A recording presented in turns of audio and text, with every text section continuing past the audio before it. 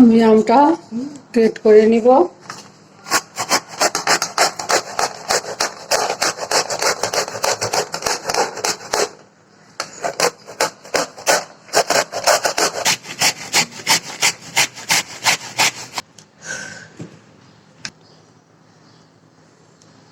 আমি আর একটা আম গ্রেট করে নিলাম।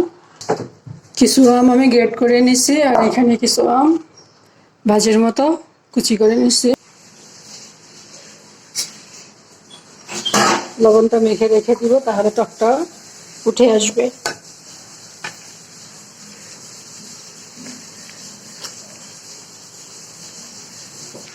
আমি এই আমটাও মেখে নেব।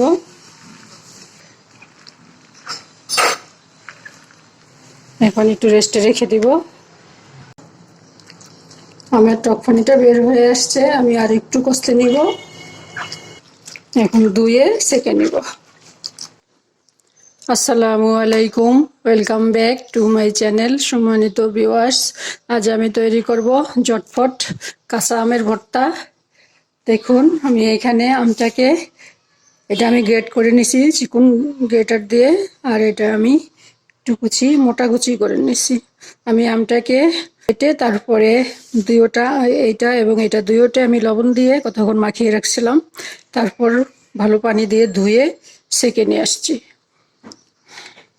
আম ভর্তার জন্য আমি এখানে গুঁড়া দুধ নিছি, আর আমার এখানে আছে 3-4 চামচ চিনি, আর একটু লাল মরিচ কুচি, শুকনা লাল মরিচ কুচি।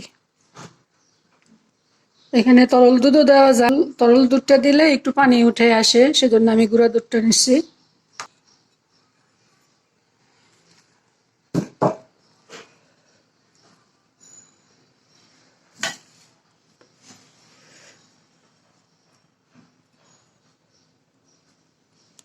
বাটিতে নিয়ে নিলাম, দিব চিনি,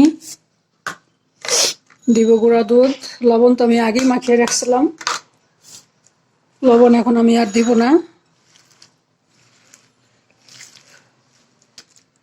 আমরা জাল বেশি একটা খাই না, সেজন্য আমি মরিচ দিলাম না, আপনারা মরিচ ব্যবহার করতে পারেন এখানে।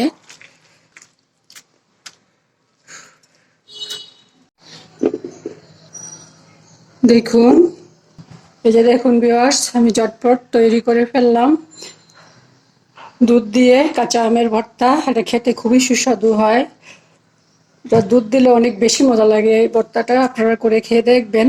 লাল শুকনো মরিচ কুচি দিয়ে একটু সাজালাম। আমি মরিচের গুঁড়ি ব্যবহার করি নেই, কারণ আমরা জাল খাই না তেমন, সেজন্যে আপনারা খাইলে দিবেন। আমার আজকের ভিডিওটি এ পর্যন্তই। আল্লাহ পাক আমাদের সবাইকে সুস্থ রাখুন, ভালো রাখুন, আমিন। আল্লাহ হাফেজ।